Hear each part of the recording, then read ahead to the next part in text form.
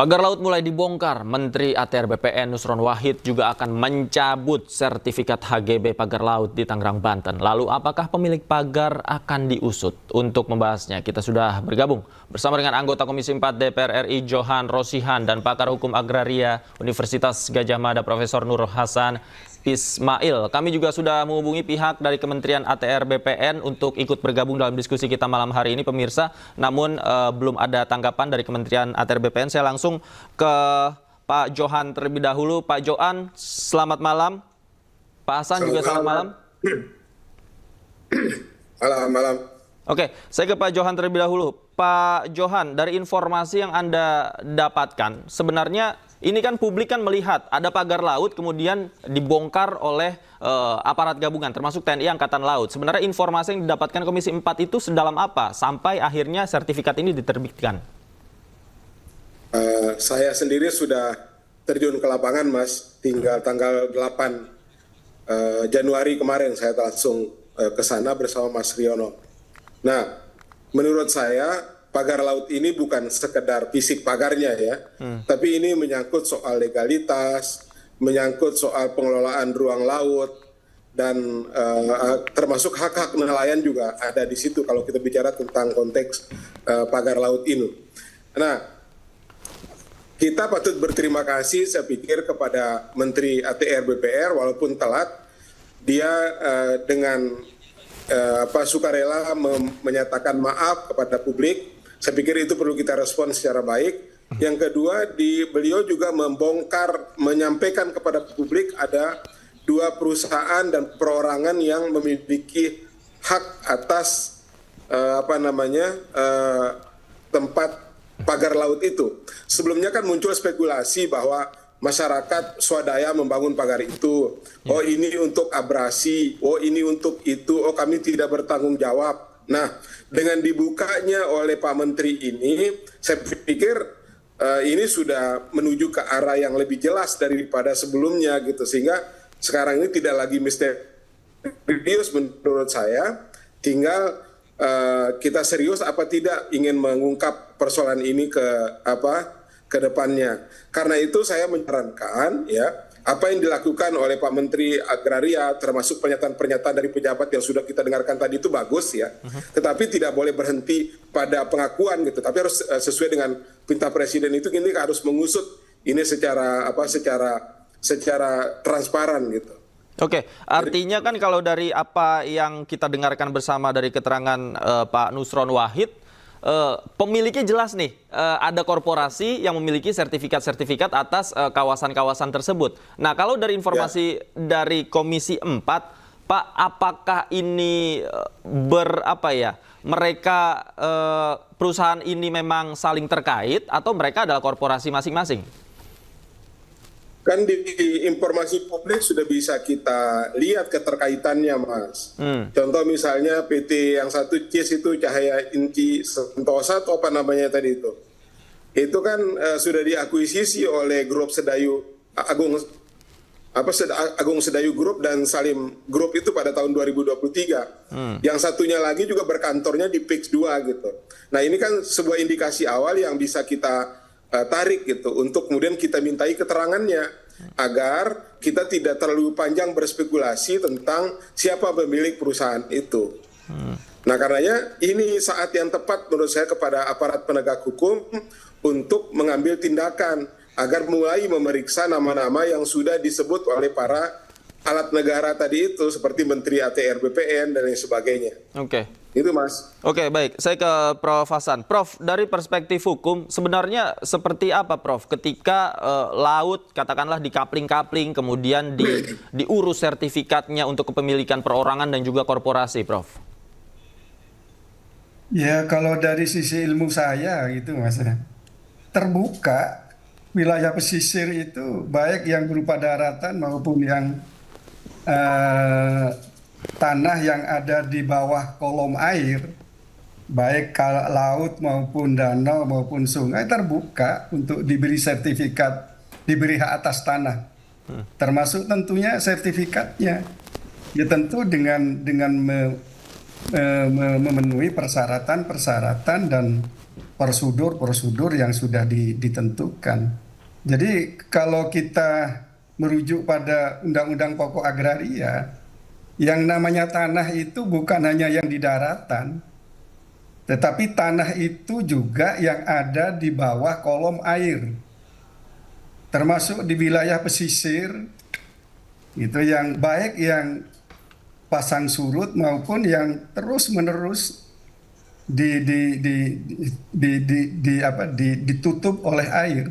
Jadi terbuka secara hukum, dan di dalam PP 18 tahun 2021 boleh itu. Hanya ada prosedur dan persyaratan yang harus dipenuhi begitu ya. Dan di samping itu di dalam masyarakat kita sudah banyak gitu loh.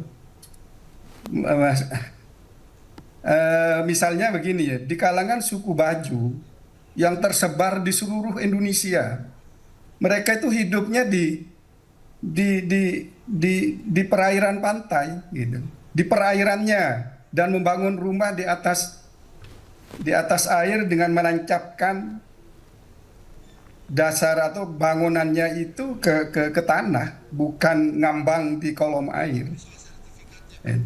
Jadi itu sudah bukan sesuatu yang baru gitu ya. Jadi dalam konteks ini boleh maksudnya, Pak? Saya katakan boleh, tidak ada persoalan. Oke. Sepanjang memenuhi persyaratan dan prosedur yang ditentukan. Oke, baik. Saya ingin ke Pak Johan. Pak Johan, kata Prof. Hasan ini ternyata boleh memiliki sertifikat di laut begitu ya, bahkan di bawah, di dalam air. Jangan dijawab dulu, Pak Johan. Usai jeda kita lanjutkan diskusi kita. Pemirsa jangan kemana-mana. iNewsroom masih akan segera kembali. Tetaplah bersama kami.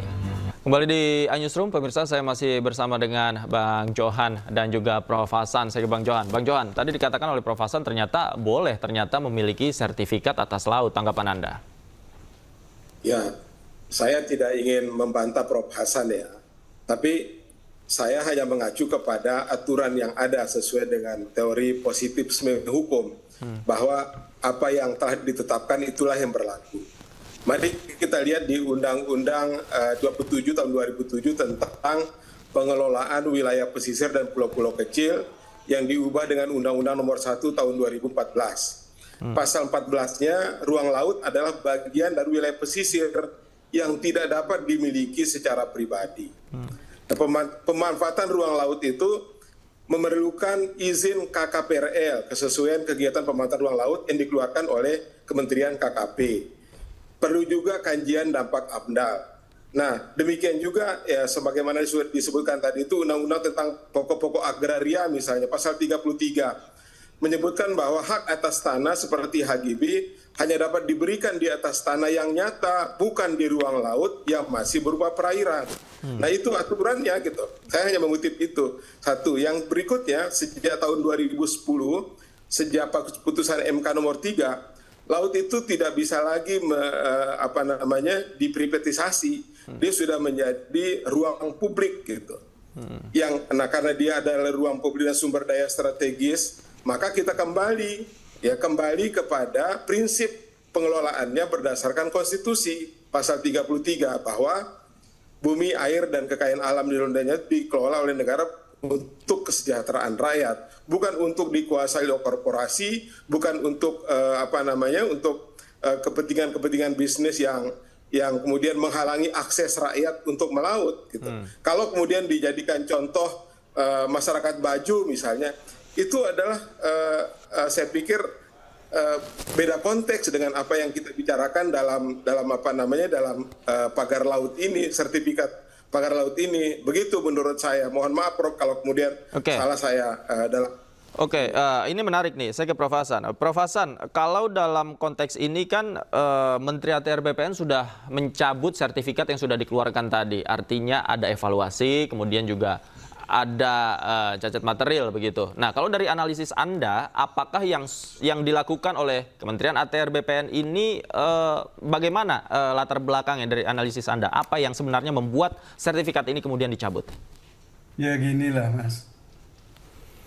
Ini pertama yang ingin saya kemukakan ya. Persoalan konsistensi antar sektor, antar undang-undang sektoral. Nah, gitu loh. Itu persoalan utamanya sebenarnya.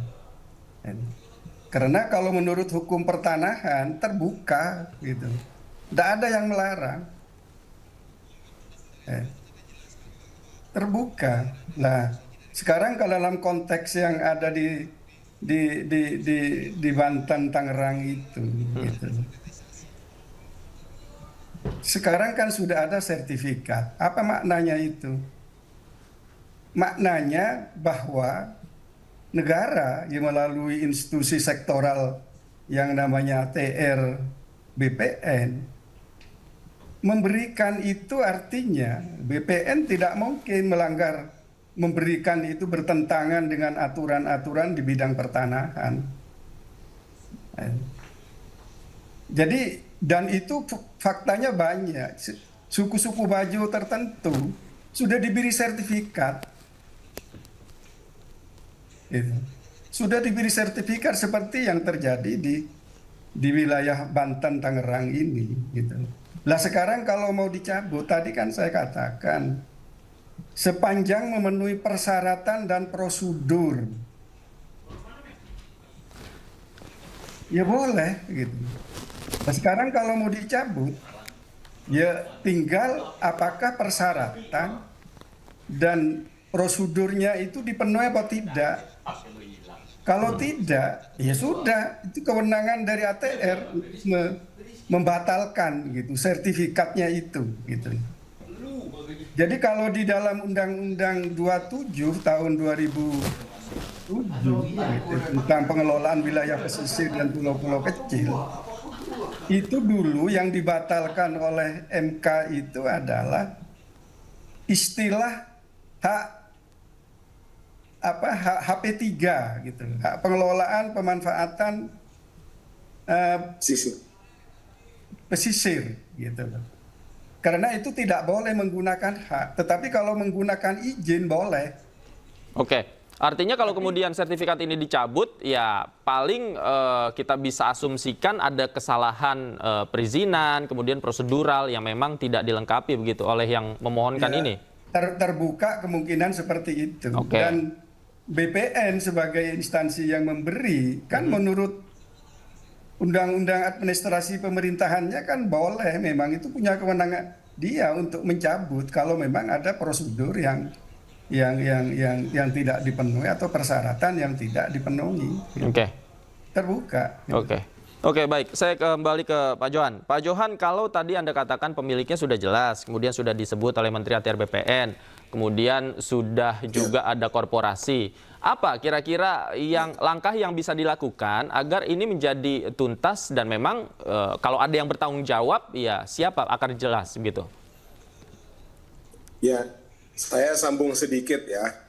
Saya kemudian menemukan benang merahnya pikiran dari Prof. Hasan tadi itu, bahwa secara prinsip boleh, tetapi ada bintangnya di situ kan, syarat dan prosedurnya terpenuhi. Artinya kita ambil di situ saja bahwa ini adalah melanggar, tidak memenuhi persyaratan dan tidak memenuhi prosedural, kan gitu dia. Dan semua menteri hari ini sudah menyatakan bahwa itu ilegal. Artinya tidak memenuhi persyaratan dan tidak memenuhi prosedural. Ya, artinya kan ada sesuatu yang dilanggar di sini. Nah, sesuatu yang sudah dilanggar ini kan sudah harusnya terbuka untuk aparat penegakan hukum, aparat penegak hukum ini untuk masuk dari sini. Kebetulan saya tadi sore sempat bincang-bincang sama Wakapolri dan beliau menyampaikan seperti itu. Ini cukup alasan bagi kepolisian untuk masuk di dalam kasus ini. Tinggal bagaimana KKP bersama ATR BPN ya bekerja sama dengan kepolisian setempat pada tingkat Polsek maupun Polres itu untuk membuat laporan polisinya, dan kegiatan pembongkaran itu dibuatkan berita acaranya. Begitu saran Pak Wakapolri tadi dalam satu perbincangan bersama saya. Nah, karena itu semua aparat yang terlibat di sini ya harus secara terbuka agar persoalan ini bisa kita tangani. Kan pesan presidennya sudah sangat jelas itu, Pak. Bongkar dan usut. Nah, pengusutan ini yang kemudian kita kawal secara baik gitu. Kalau melihat dalam konteks ini, Pak, artinya kan ada korporasi, kemudian juga ada pihak dalam hal ini mungkin perwakilan dari pemerintah yang menerbitkan sertifikat ini. Artinya kan ada beberapa pihak yang tanda kutip oknum yang bermain. Nah, apakah memang ini juga didorong oleh Komisi 4 untuk diusut secara tuntas? Ya semuanya. Tadi bahkan saya mengingatkan teman-teman di ATR BPN, jangan korbankan pegawai kecil, ya. Jangan semua kalian lepas badan atas kasus ini karena sudah menjadi perhatian publik. Bersikaplah gentle gitu, bersifatlah gentle, jangan menjadikan para penyidik pembuat petugas-petugas administratif di tingkat bawah itu menjadi korban. Hanya karena mungkin mengeluarkan sertifikat, mereka tidak mungkin akan melakukan kegiatan seperti itu tanpa ada arahan dari atasannya. Karenanya para pemimpin-pemimpin instansi atau kementerian ini bersikaplah gentle sesuai dengan Menteri ATR BPN sekarang itu, dia sudah meminta maaf. Nah, permintaan maaf itu kan sadar ya, karena ada kesadaran atas sebuah kesalahan. Nah, sekarang mari kita perbaiki kembali ya, karena kita sadar melakukan kesalahan, mari buka sejelas-jelasnya gitu. Baik, terima kasih. Baik, terima kasih Pak Johan. Prof. Hasan juga terima kasih. Nanti kita lihat seperti apa progresnya dan perkembangan dari pengusutan siapa sebenarnya pemilik dari pagar laut ini. Terima kasih Bapak-Bapak. Selamat malam. Sehat selalu.